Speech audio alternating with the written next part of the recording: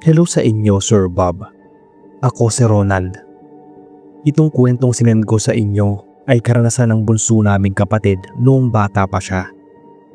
Isa pala kayo sa madalas kong painggan kapag nasa duty ako. Isa kasi akong CQ at panggabi ang duty ko. Sa susunod ay karanasan ko naman yung ipapadala ko. Gusto lang kasing ipakwento ng kapatid ko itong nangyari sa kanya dahil napapainggan niya rin kayo. Naatira kami sa Caloocan ngayon. Pero nung maliit pa kami ay nasa probinsya kami ng Samar. Hindi pa ganun kasagana ang pamumuhay namin noon at talagang wala pang gadgets at larong kalye yung kadalasan naming nilalaro. Nasa high school ako at itong bunso naman namin ay nasa 6 na taon pa lang. Tawagin na lang natin siyang Bonbon. Madalas maglaro sina Bonbon at mga kapitbahay namin na halos kasing edad lang niya ng tagu-taguan.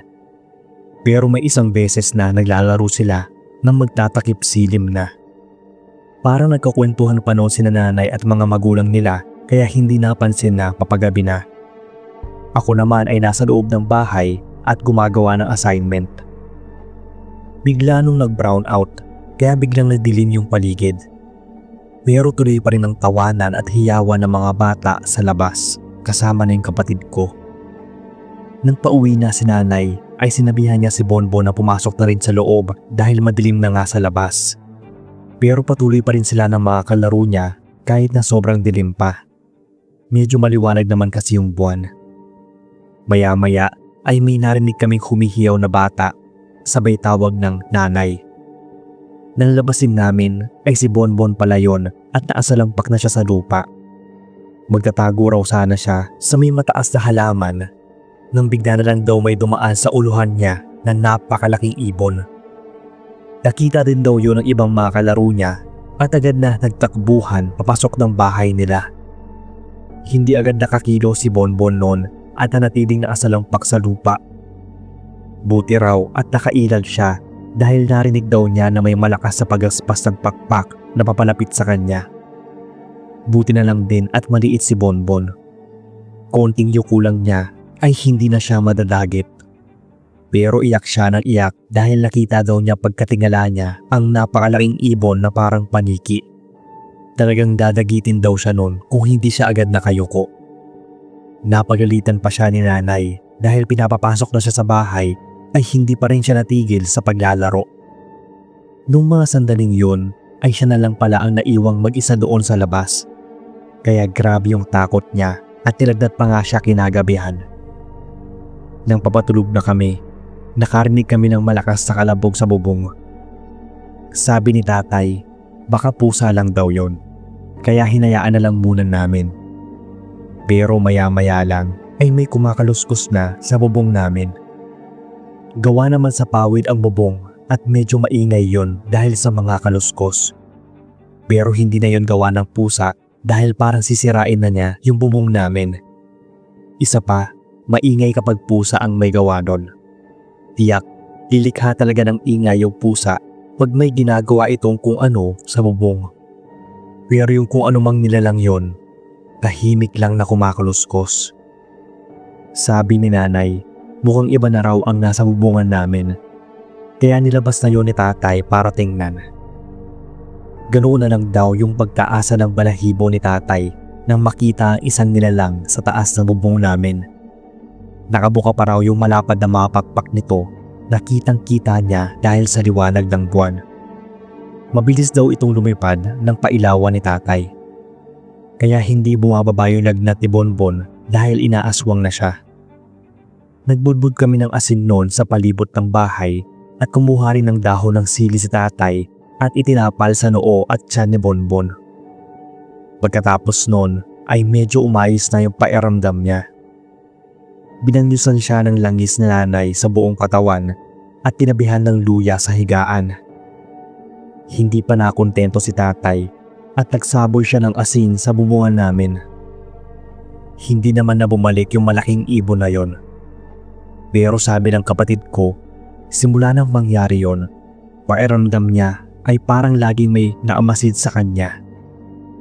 Hanggang sa lumaki na si Bonbon ay madalas pa rin kaming nakakaramdam na may kumakaluskos sa bubong namin.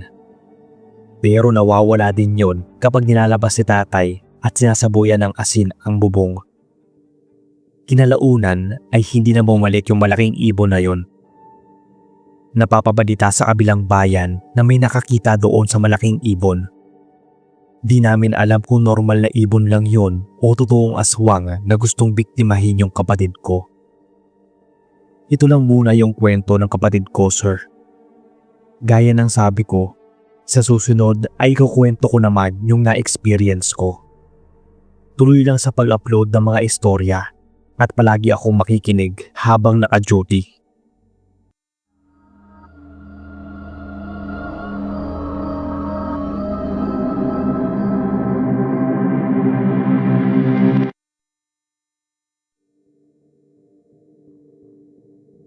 Magandang araw sa inyo, Sir Bob. Ako nga pala si Vince. Gusto ko lang i-share itong kwento ko noong bata pa ako. Mga 5 years old ako noon. Taong 2003. Tandang-tanda ko noon na lagi akong naiiwan sa bahay dahil pumapasok sa eskwelahan ang mga kapatid ko. Tanging si mama lang ang kasama ko noon. May nakakalaro naman ako kapag pupunta ako sa bahay ng pinsan ko at sa mga kapitbahay namin. Pero minsanan lang yun dahil madalas ay ayaw akong pinapalabas ni mama. Lagi lang ako nasa loob ng bahay noon na naglalaro. Nakakalungkot yun syempre para sa akin dahil bilang bata ay paglalaro ang umuubos talaga ng oras ko. Puro paglalaro lang ang nasa isip ko noon at gusto ko naman ay magkaroon ng kalaro. Gusto kong lumabas ng bahay. Isang umaga, habang naglalaro akong mag-isa ay may lumapit sa akin na isang batang lalaki. Hindi ko siya kilala pero kilala daw niya ako. Naangiti siya sa akin at nagsabi na gusto niya akong maging kalaro. Naalala ko pa noon, tinanong ko siya kung anong pangalan niya. Ang sabi niya, siya si Joseph. Masaya ako noon kasi may makakalaro na ako. Nilaro namin yung mga laruan ko. Minsan ay nagtataguan naman kami at kung ano-ano pang pwedeng laruin ng mga bata. Ang pinagtataka ko lang noon ay bigla-bigla na lang mawawala si Joseph. Madalas iyon kapag tagu-taguan at pag ako ang taya. Lagi niya akong iniiwan. Magugulat na lang ako na sa pagharap ko ay tuluyan na pala siyang umuwi ng kanilang bahay. Pansin ko rin na ayaw niyang magpakita kay mama. May pagkamasungit kasi si mama, kaya siguro takot si Joseph sa kanya. Iyon ang nasa isip ko. Minsan nga ay tinanong ko si Joseph kung taga saan siya. Ang sabi niya sa akin ay dyan lang. Hindi na ako nagtanong pa kasi ang kailangan ko lang naman noon ay kaibigan at kalaro. Masaya ako nung kasama si Joseph kasi halos kasing edad ko lang siya at nagkakasundo kami. Minsan nagtataka na nga si mama. Sabi niya para raw akong laging may kalaro. Sinasabi ko naman noon na kalaro ko si Joseph na bago kong kaibigan. Ayaw lang kasi niyang magpakita. Baka kasi natatakot kay mama. Natatawa nga si mama noong sinabi ko yon. Akala niya kasi ay imaginary friend ko si Joseph. Minsan naman kapag nandiyan ang mga kapatid ko tapos bigla silang papasok sa kwarto ko ay biglang magtatago si Joseph. Pagkatapos noon ay hindi na naman siya magpapakita. Nalungkot ako noon kasi matagal-tagal din na hindi nagpakita si Joseph. Mga ilang araw din yon. Noong Lunes na, dahil nga may pasok ang mga kapatid ko at wala na sila, ay muling bumalik si Joseph. Ang sabi niya kasi ay nahihiya siya sa mga kapatid ko kaya ayaw niyang magpakita sa kanila. Sabi ko na pwede naman siyang sumali sa aming magkakapatid kapag naglalaro kami. Ang sagot naman niya na hindi niya kailangan dahil okay raw na kaming dalawa na lang ang naglalaro. Sabi pa niya sa akin na huwag ko raw sasabihin sa kanila, lalo na kay mama ko, nakalaro niya ako. Okay na rin sa akin yun, basta may makakalaro ako kapag wala ang mga kapatid ko o ibang mga kapitbahay. Inilihim ko na rin kina mama na nakikipaglaro pa ako kay Joseph. Madalas nga, kapag alam kong papasok na si mama o dadaan, ay pinapatago ko siya. Isang araw nun, habang naglalaro kami, ay nadulas ako at napilayan sa braso. Sobrang iyak ko. Agad naman akong inasikaso ni mama. Pinahilot pa nga niya ako noon. Tanda ko na sobrang sakit ng braso ko. Matapos akong hilutin, ang sabi ng manghihilot na nararamdaman niyang may kakaiba sa akin. Iba raw ang enerhiyang nakapaligid sa akin. Sakto rin at magkatawas din yung manghihilot. At nakita nila doon si Joseph. Ang sabi ng magtatawas, kaya daw ako na aksidente ay dahil sa isang batang lalaking laging nakikipaglaro sa akin. Ang sabi niya, mukhang bata yun, pero hindi siya tao. Isa siyang nilalang na gustong manakit. Dapat daw ay layuan ko na yung Joseph na yon dahil nagkukunwaring kaibigan lang daw yun, pero masama talaga ang balak niya sa akin. Itong parte na to ay nalaman ko lang noong medyo may isip na ako dahil muling kinuwento sa akin ni mama. Ang sabi nga niya sa akin, akala raw niya talaga ay imaginary friend ko na si Joseph. Hindi niya alam na totoo pala yon, pero kakaiba siya. Sa totoo lang, matapos akong magpatawas at pagkatapos na may gawing orasyon sa akin yung manghihilot, ay hindi na nagpakita sa akin si Joseph. Tanda ko noon na iniyakan ko pa nga siya kasi hindi na siya nagpapakita at nakikipaglaro sa akin. Pero ngayon na malaki na ako, ay nakakaramdam ako ng takot kapag naiisip ko kasi hindi ko akalaing may kipaglaro ako sa isang nilalang na hindi tao at hindi nakikita ng ibang tao. Naisip ko nga, paano kung hindi natuklasan ni na mama yung tungkol kay Joseph? Baka mas matindi yung nangyari sa akin. Kaya buti na lang at natigil.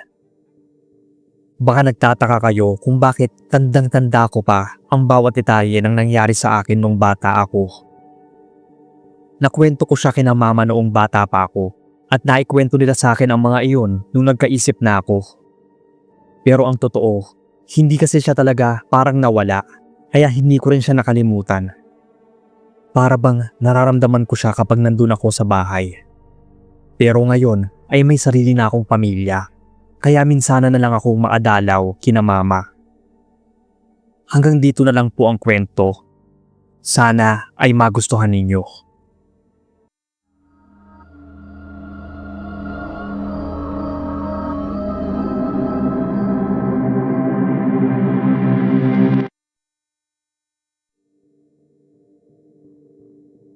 Mapagpalang araw sa inyo, Kuya Bob, at sa lahat ng mga nakikinig. Tawagin na lang akong Richel, taga-Tarlac. Itong kwento i-share ko sa inyo ay karanasan ko noong bata pa. Nasa 9 na taong gulang pa lang ako noon at umuwi kami ng probinsya sa Panay kasama sina mama at papa. Wala pa noon yung kapatid kong bunso.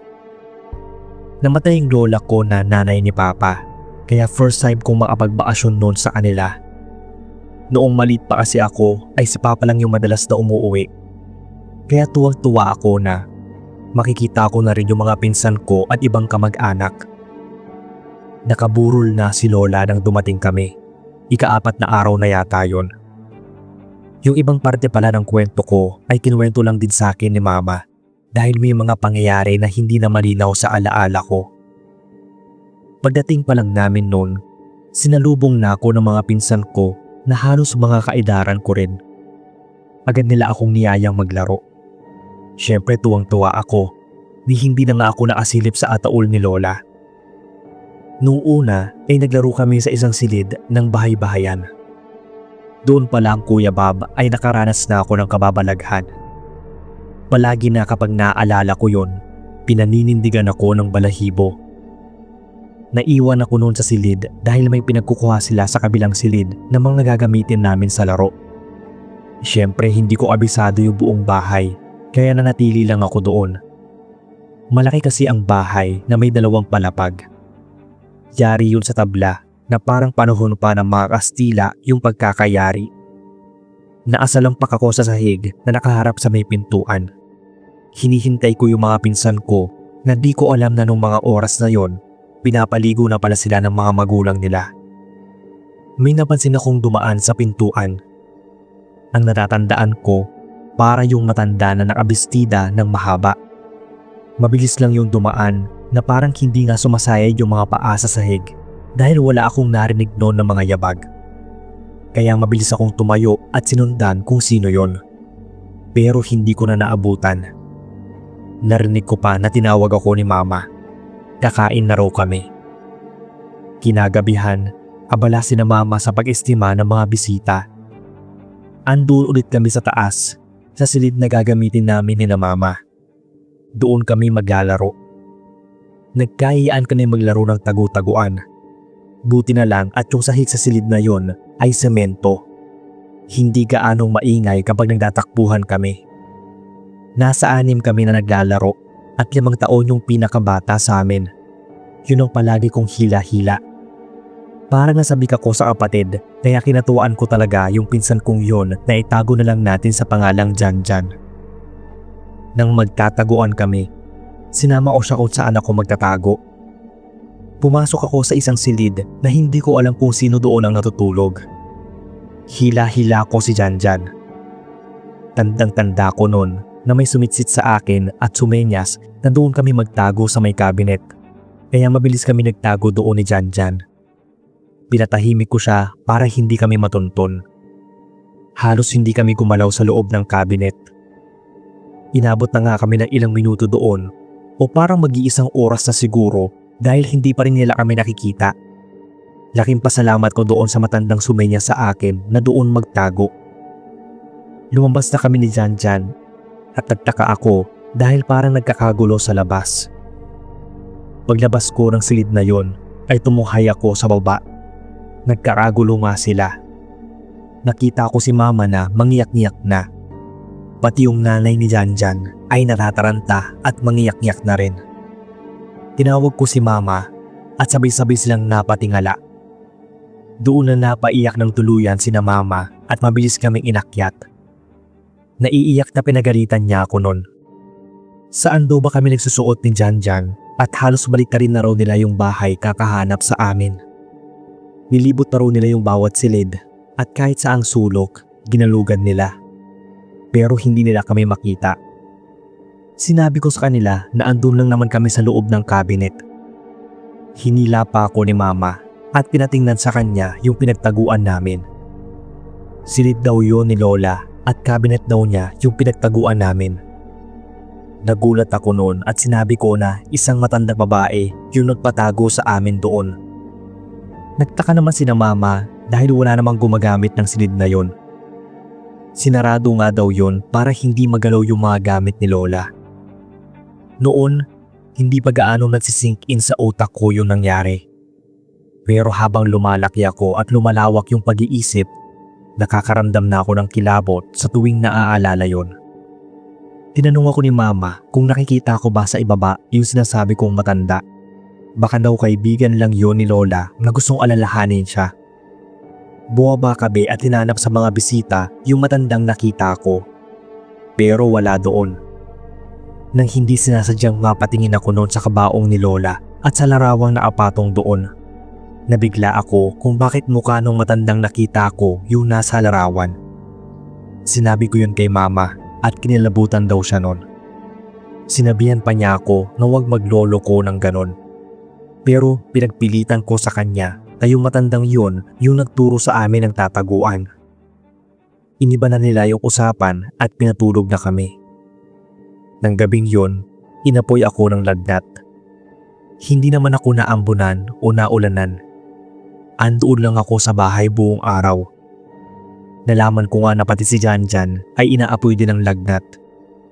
Naisip daw ni Mama, baka dahil doon sa nangyari na pinakitaan kami ni Lola. Baka nabati raw kami o napaglaruan. Nagdeliryo daw noon si Janjan. Para itong takot na takot dahil walang tigil sa kaiiyak.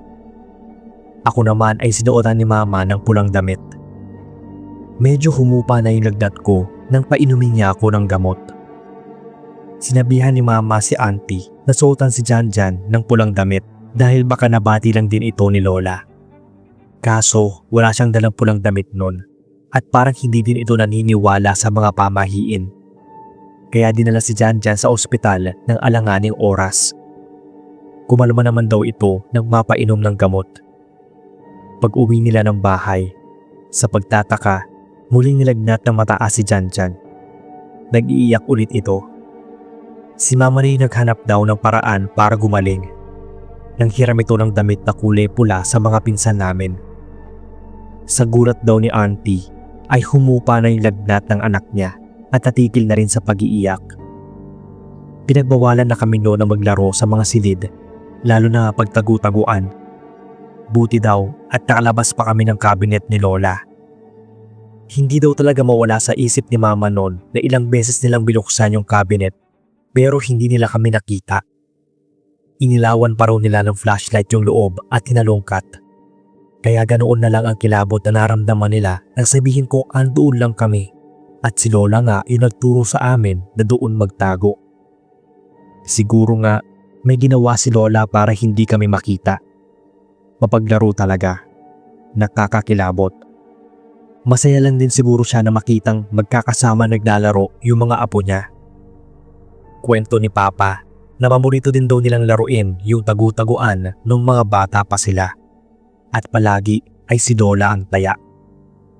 Ito lang muna ang kwento ko, Kuya Bob.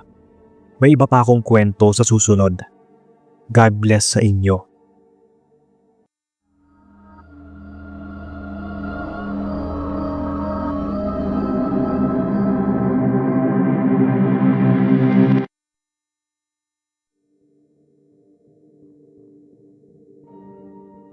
Hello sa inyo at sa lahat ng mga listeners. Gusto ko lang sana ikwento itong naranasan ko noong bata-bata pa ako. Ako nga pala si Daniel. Mga 10 taong gulang ako noon nang maranasan ko yung nakakatakot na karanasan ko. Mga taong 2013. Natatandaan ko na napakalakas ng ulan noong mga hapon na yon. Gustong gusto kong maligo sa ulan pero ayaw naman akong payagan ni Mama. Naiyak pa nga ako noon dahil naiinggit ako sa mga pinsan ko kasi pinayagan sila ng mga aunties ko. Wala naman akong nagawa. Kahit anong pag-atungal ko at pagwawala ay hindi talaga ako pinayagan ni Mama na maligo sa ulan. Matapos ang ilang oras ay sumuko na lang din ako. Nilibang ko na lang ang sarili ko. Maya-maya ay niyaya ako ng pinsan kong si Buboy na magtagu-taguan kasama ang iba pa naming mga pinsan at kalaro. Nasa isang compound lang kasi kami, so magkakadikit yung mga bahay. Tumigil na rin noon ang ulan, kaya pinayagan na rin ako ni Mama na lumabas. Sinumulan na namin ang laro, hanggang sa abuti na kami ng mga bandang 6:00 ng gabi. Madilim na noon, pero mas gusto namin yon dahil mas madaling magtago at may hirapan din ang taya na hanapin kami. Nagtago ako doon sa likod ng bahay ng kapitbahay namin dahil maraming mga halaman doon na pwedeng pagtaguan. Napansin ko na gumagalaw yung isang halaman. Naisip ko na baka may nauna nang magtago sa akin.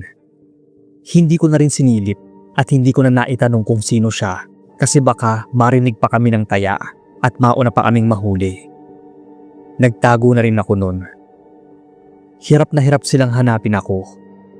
Naririnig ko nga sila. Tapos napansin ko na yung isang nagtatago doon sa halamang gumagalaw. Lalaki siya pero hindi ko makilala kasi hindi ko makita yung muka. Sinabihan ko nga siya na, "Huwag kang magalaw, baka makita tayo." Pero parang di rin naman ako narinig nun. Lumipas siguro ang ilang minuto at narinig ko na ulit yung mga kalaro ko. Hinahanap ako ng taya. Pero ang ikinagulat ko sa sinabi niya ay ako na lang daw yung natitirang hindi pa nakikita. Bigla akong napatingin doon sa lugar kung saan nagtatago yung isang bata. Nagtaasan ang mga balahibo ko at hindi alam ang gagawin. Hiniling ko na sana makita na nila ako agad. Nakatitig pa rin ako doon sa batang nagtatago sa likod ng halamanan. Hindi na siya gumagalaw. Pero naaaninag ko pa yung parte ng katawan na nagtatago. Maya-maya ay nakita na ako ng kaibigan ko. Pansin nila yung pamumutla ko. Tinanong nila ako kung bakit. Sinabi ko na may batang nagtatago din doon sa may halaman. Tinuro ko pa. Pero nung tiningnan nila, wala namang ibang tao doon bukod sa akin. Nagtaka ako at medyo nawala yung kabog ng dibdib ko. Inisip ko na lang na baka guni-guni ko lang yun o baka isang pusa lang ang naroon kaya gumagalaw yung halaman. Kaso naalala ko, katawan pala ng bata yung nakita ko. Nagpatuloy kami sa paglalaro. Sa ibang lugar naman ako nagtago at nakita din naman agad ako. Ayoko na rin masyadong magtago pa sa masyadong madilim kasi natatakot pa rin ako. Tapos si Buboy na lang ang hinahanap namin. Hindi ko alam kung saan siya nagtatago. Maya-maya, nakita namin siya na nagtatago doon sa loob ng jeep ni Kuya Junior. Tawang-tawa si Buboy. Tapos nagulat siya nung nalaman niya na siya na lang pala ang hinahanap. Ang alam kasi niya, may kasama siya sa jeep at nagtago raw sa harap. Nagtaka naman ang iba naming kalaro kasi si Buboy lang naman ang nagtatago doon. Doon na medyo tumaas na naman yung balahibo ko. Iniisip ko na baka may nakikipaglaro sa amin na iba na hindi namin dapat makalaro. Dahil nga ako ang unang nahuli, ay ako naman ang naging taya. Nagbilang na ako ng hanggang 10. Agad ko na silang hinanap. Maya-maya ay may nakita akong may nakasilip doon sa may bandang eskinita. Alam kong dead end na yon. Agad akong pumunta doon para hulihin siya. Hindi ko siya agad nakilala dahil kalahating mukha lang ang nakita ko at malayo-layo pa. Nang makita niya akong patakbo na sa kanya, ay bigla na lang siyang nawala. Nang maapunta na ako sa eskinita at napasok ko na yon, laking gulat ko na wala akong nakitang ibang tao. At dahil nga dead end na yon, wala siyang ibang mapupuntahan o matatakasan. Bigla siyang naglaho sa dilim. Sigurado ako sa nakita ko. Habang nasa loob ako ng eskinita, ay may kakaiba akong naramdaman. Biglang lumamig at nagtaasa ng mga balahibo ko. Wala man akong iba nakikitang bata o tao, pero pakiramdam ko ay may kasama ako at nakatingin siya sa akin. Agad na akong umalis doon at hinanap yung iba kong mga kalaro. Natapos na namin yon at nag-ayawan na. Yung isa naming pinsan na si Mark, nagsabi na parang kanina pa raw parang may iba kaming kasama maglaro kasi parang may bata siyang nakita na katabi raw ng pinsan kong si Buboy. Pero nung nilapitan niya ay biglang nawala. At ang sabi nga ni Buboy ay may kasama siyang nagtatago doon sa jeep pero bigla daw nawala. Tapos noong naghahanap daw siya noong taya, alam niyang may tao doon sa likod ng bahay. Pero nung pinuntahan niya ay wala. Nakaramdam daw siya ng kakaibang lamig nun. Doon ko na rin kinwento sa kanila yung naranasan at mga nakita ko. Hindi lang pala ako ang nakakita, pati pa rin iba naming kalaro. Takot na takot kami noon at nagkanya-kanya ng uwi ng bahay. Ito ngayong malaki na kami, may mga nababalitaan pa rin kami mula doon sa mga batang naglalaro sa aming lugar na may batang sumasali sa kanila pero bigla na lang mawawala. Minsan nga raw ay naglalarong mag-isa yon tuwing gabi at madaling araw. Nasanay na rin kami sa mga ganoong kwento. Pero medyo nakakaramdam pa rin ako ng kaunting takot kapag naaalala ko. Lalo na kapag mag-isa at nasa madilim akong lugar. Sana sir ay mabasa ninyo itong kwento ko. More power sa inyong channel.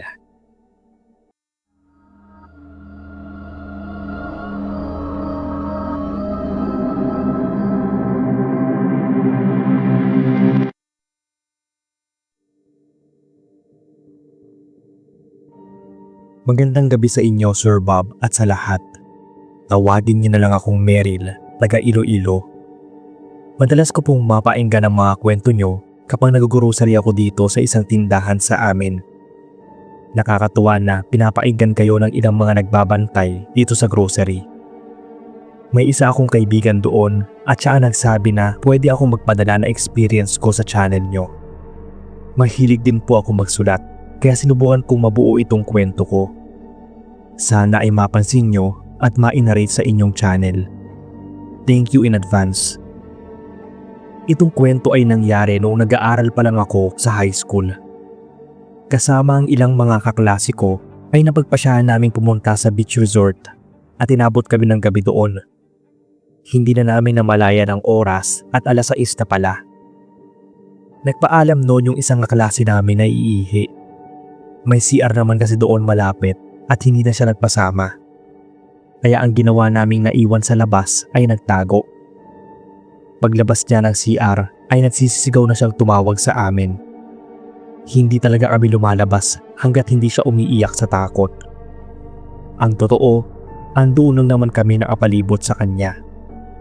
Halos magkandamaos na siya sa kakatawag at mangiyak-ngiyak na talaga. Takot na takot daw siya noong mga oras na yon.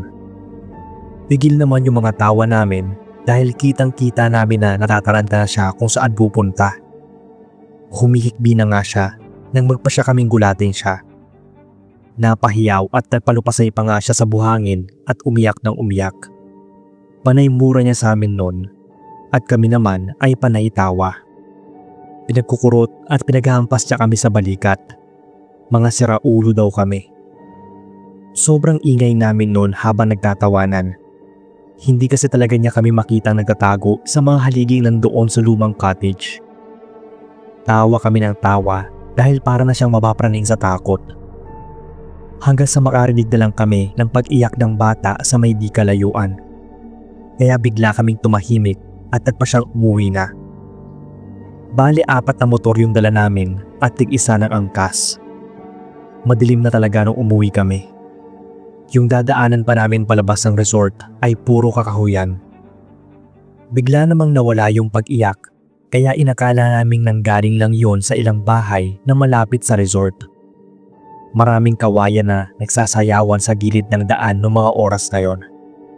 Hindi namin alam kung bakit ganoon na lang yung galaw ng mga kawayan gayong wala namang gaanong hangin. Nagulat na lang kami nang muli na namang marinig yung iyak ng sanggol. Kami ng kaibigan kong si May ang nasa hulihan. Nakasunod kami sa dalawa naming kaklase. Siya ang nagmamaneho ng motor at bilang angkas niya, kinakabahan ako dahil ako nga ang nasa pinakalikod.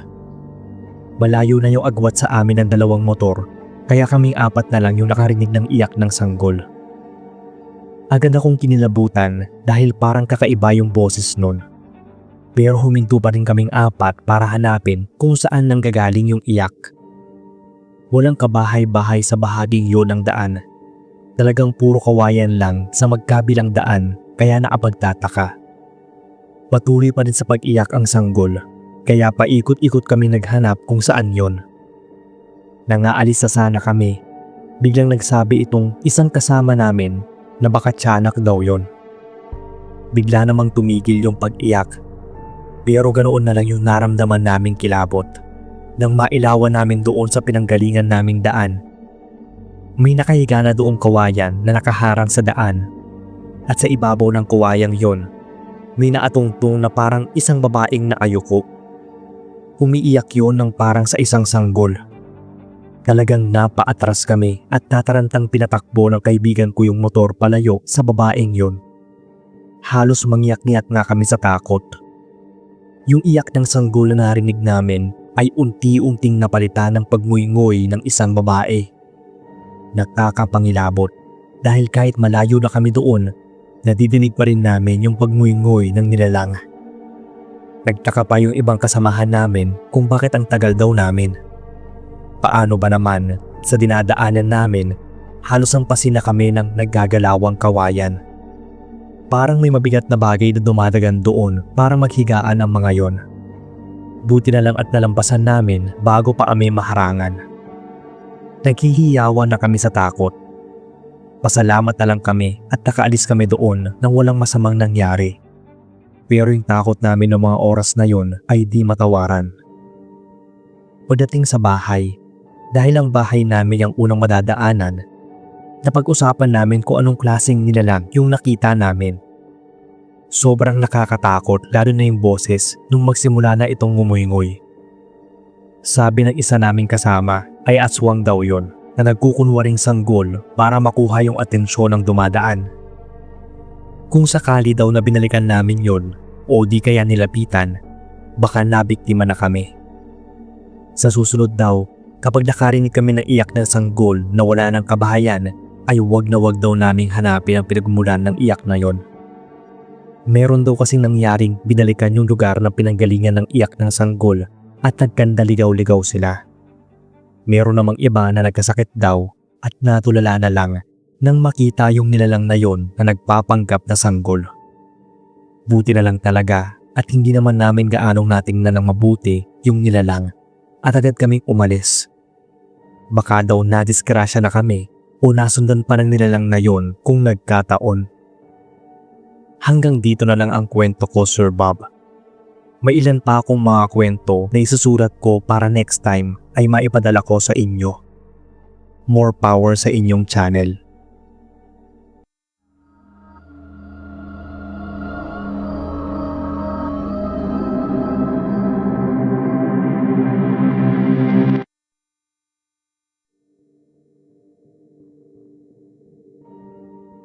Magandang araw sa inyo, Sir Bob, at sa lahat ng tumatangkilik ng inyong channel. Tawagin niyo na lang akong Rico, taga-Antique. Meron akong kwentong gustong ibahagi sa inyo. Tungkol ito sa aranasan ko noong bata pa. Anak ko nga po pala yung nagsulat nito dahil hindi ako gaanong marunong sa pagsusulat. Sana talaga ay marinig ko ito sa inyong channel. Batang 90s ako. Kaya nung nasa elementarya pa lang ay hindi pa nauso yung mga gadgets. Puro outdoors pa lang halos sa mga laro namin noon. At kapag brown out at nawawala ng kuryente, lumalabas kami ng bahay para maglaro ng tagu-taguan o anumang laro na pwedeng laruin sa abilugan ng buwan. Marami kaming mga bata noon sa kalye, kaya naman maingay talaga kapag naglalaro kami. Yung mga magulang namin ay nagkukwentuhan. Pagkatapos namin maglaro ng patintero ay naghahabulan kami. Na magsawa ay tagu-taguan naman yung nilaro namin. Pinagsabihan pa ako noon na huwag kung saan magtatago, lalo at madilim ang paligid. Talagang buwan lang yung nagbibigay liwanag ng gabing yon sa amin. Kahit medyo nakakatakot, pinagpatuloy pa rin namin ang paglalaro ng tagu-taguan. Nagsimula pa kami sa pagkanta ng tagu-taguan, maliwanag ang buwan. Masarap maglaro sa kadilim-diliman. Kung sino ang mahintuan ng kantang yan ay ligtas na sa pagiging taya. Ang naalala ko nang maging taya ako kung saan ako naghahanap. Doon sa amin ay may abandonadong bahay. Sementado yun na walang bubong. Bihira lang kaming maglaro doon dahil baka daw pinamamahayan ng mga ahas. May mga matataas na damo kasi at ilang ligaw na halaman. Pero hinahawanan naman yon isang beses sa isang buwan. Nang ako na yung naging taya, napadpad ako doon sa abandonadong bahay. Hindi ako gaanong natakot dahil nga maliwanag naman at nakita ko may tumakbo talaga papasok doon. Kaya mabilis ko yung sinundan kahit medyo nakakakilabot doon. Pagpasok ko sa loob, hindi ko agad nakita yung kalaro ko. Naglibot-libot pa ako nang makarinig ng pansitsit. Inisip ko agad na yung kalaro ko yon at pinagtitripan ako, kaya hinanap ko pa siya. Kahit naririnig ko noon na naghihiyawan na yung ibang kalaro namin dahil nakasave na sila, hindi ko talaga tinantanan yung kalaro kong natatago doon. Parang may nag-uutos nga sa akin na hanapin talaga yung isang yon. Isa pa, para ako nitong inaasar dahil panay ang sitsit niya. Sinasabihan ko na nga siyang lumabas dahil andoon na yung ibang kalaro namin. Magsasave na rin siya. Nang hindi ko pa rin siya makita ay sinabi kong bahala na siya doon at babalik na ako sa ibang mga kalaro namin. Bigla akong nakarinig ng pagharikik. Palakas yun ng palakas. Kaya talagang nanggigil ako dahil pakiramdam ko pinagtitripan ako ng mga kalaro ko. Inisip ko noon na hindi lang pala isa yung nagtago doon kasi narinig kong hagik-gikan mula sa iilang mga bata.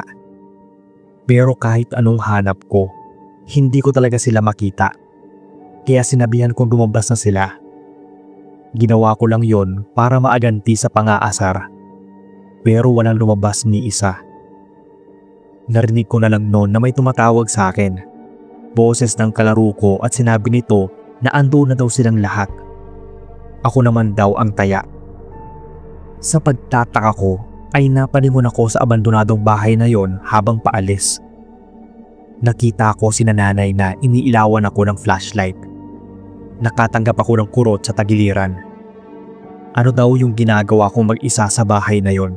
At bakit daw ako pumunta gayong pinagbabawal nga nila na may lumapit doon?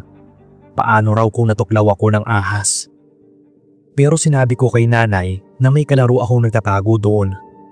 Kaya tinanong ng mga nanay kung sino sa mga kalaro ko ang nagawang magtago sa lugar. Walang umamin, kaya nainis ako. Pinagpilitan ko talaga na may nagtago doon sa abandonadong bahay. Pero kahit anong pangungulit at pamimilit ay walang umamin. Kanya-kanya digturo ang mga kalaro ko ng mga pinagtaguan nila. Nagtanungan pa sila para patunayan na doon talaga sila nagsipagtago. Wala sa kanila yung nagtago sa abandonadong bahay. Kaya napatanong ako kung sino yung nakita ko. May narinig din kasi akong pagsitsit at hagik-ikan. Nang sinabi ko yun sa kanila, nagsimula ng magkatakutan. Kaya kinurot na naman ako ni nanay pauwi. Hindi ako maatulog noon kahit nakahiga na. Parang dinig ko pa rin yung hagik-ikan. Sunod noon, nakaramdam ako ng matinding lamig. Nanginginig ako noon kahit nagkumot na. Nangangatog na tinawag ko si nanay kasi hindi talaga ako makakilos dahil sa sobrang panginginig. Maya-maya ay pumasok na si nanay sa silid ko.